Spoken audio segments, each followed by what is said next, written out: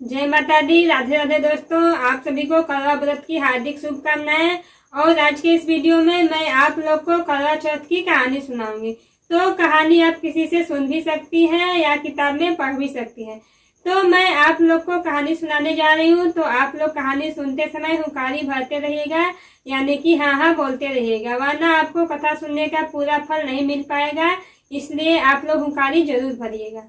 एक साहूकार था, उसके 7 बेटे और 1 बेटी थी। सातों भाई बहन एक साथ बैठकर ही खाना खाते थे। एक बार की बात है, कार्तिक मास लगा और करवा चौथ का व्रत आया। तब सारे भाई बोले कि बहन आओ सब मिलकर खाना खाते हैं।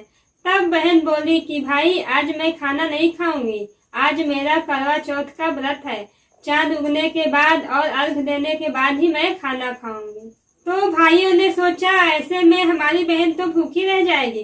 तब भाइयों ने सोच विचार कर एक योजना बनाई और एक भाई ने दिया लिया और एक भाई ने चलनी लिया और दिया को एक पहाड़ी पर चलनी के आगे रख दिया और आकर कहा, बहन तुम्हारा चांद निकल आया है, जाओ देख लो और अर्घ भी दे लो।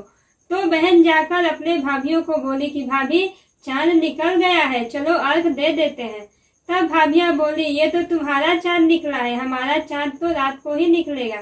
तब उसने अकेले ही चांद को अर्घ दे दिया और भाइयों के साथ खाना खाने बैठ गई। तो पहले निवाले में बाल आ गया और दूसरे निवाले में कंकड़ और तीसरे निवाले में ससुराल से बुलावा आ गया कि जल्दी से उसे भेजो। तब माँ ने जब विदाई के लिए बक्सा खोला तो सबसे पहले ऊपर ही सफेद रंग का कपड़ा निकला। तो माँ ने बार बार बक्सा खोला तो सफेद रंग का ही कपड़ा निकला। तो बहन बोली, माँ तुम ये सब रहने दो। माँ घबराकर बेटी से बोली, बेटी तुम जाओ, लेकिन रास्ते में जो भी तुम्हें मिले छोटा या बड़ा तुम उन सबके पैर छूती जाना और जो कोई भी तुम्हें सुहागन होने का आशीर्वाद दे वही अपने पल्ले में गांठ बांध देना। तो वह बोली, ठीक है माँ, और वह अपने ससुराल चल दी और रास्ते में जो जो भी मिलता गया वह उन सबके पैर छूती गई। सबने सुखी रहो, खुश रहो, पीहर का सुख देखो, यही आशीर्वाद दिया। ऐसे में वो अपने ससुराल पहुंच गई।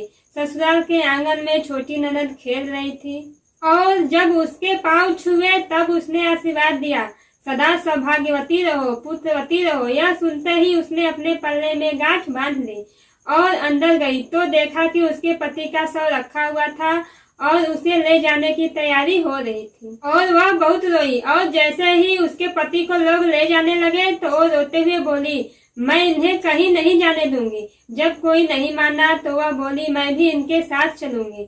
जब वह नहीं मानी तो सब लोग बोले कि चलो इसको भी साथ में ले चलते हैं और वो उन लोगों के साथ में शमशान चली गई। और अंतिम संस्कार का समय हुआ तो वह बोली कि मैं इन्हें नहीं जलाने दूंगी।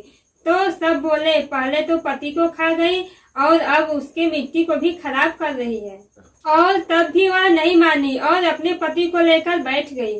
तब सब थक हार कर सबने निर्णय लिया, इसे यहीं रहने दो और एक झोपड़ी बनवा दो।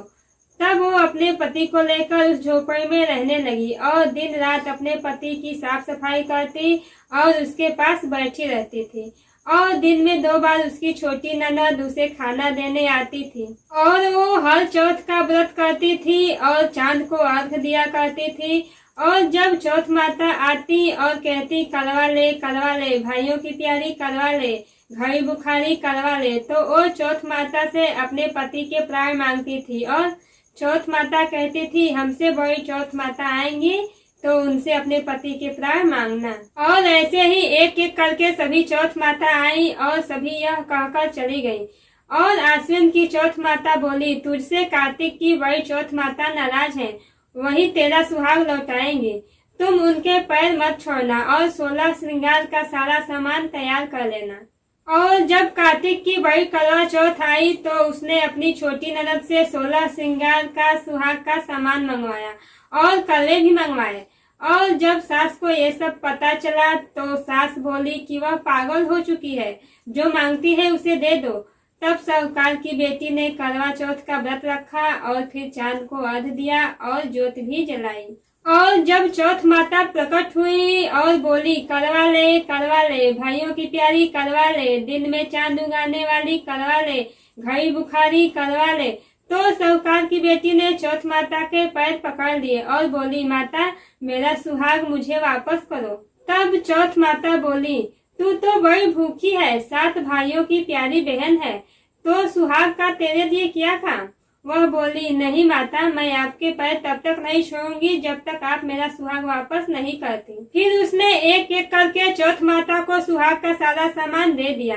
तब चौथ माता ने अपनी आंखों से काजल निकाला और नाखूनों से मेहंदी और मांग से सिंदूर निकाली और उसे कड़वे में घोलकर छोटी उंगली से उसके पति पर छींटा दिया, जिससे उसका पति जीवित हो गया। और चौथ माता जाते जाते उसके झोपड़ी पर लात मार गई, जिससे उसका झोपड़ी महल बन गया और उसका पति जीवित हो गया। और जब छोटी ननद खाना लेकर आई तो देखा कि भाभी के झोपड़ी के जगह पर महल खड़ा है। और जब वो अपने ननद को देखी तब दौड़ी भागती हुई उसके पास आई और अपने ननद से बोली, देखो तुम्हारा भाई वापस आ गया और तुम घर जाओ और सासू माँ से कहो कि हमें गाजे बाजे के साथ लेने आए। तब छोटी ननद भागती हुई अपने माँ के पास गई और बोली, माँ भाई जिंदा हो गया है। और फिर माँ बोली, भाभी के साथ तेरा भी दिमाग खराब हो गया है। वह बोली, नहीं माँ, मैंने देखा है, सच में भाई जिंदा हो गया है। तब सभी घर वाले गाजे बाजे के साथ अपने बेटे को लेने पहुँचे। तो वहाँ पर बेटे को जिंदा देखकर सास बहू के पैर छूने लगी और बहू सास के पैर छूने लगी। तब बहू बोली, सासू माँ देखिए आपका बेटा वापस आ गया है। तब सास बोली, बहू मैंने तो साल भर पहले इसे भेज दिया था, ये तो तेरे भाग्य से वापस आया है। तो फिर सब लोग गाजे बाजे के साथ उनको घर वापस ले गए। तो दोस्तों हमारी कहानी यहीं पे समाप्त होती है।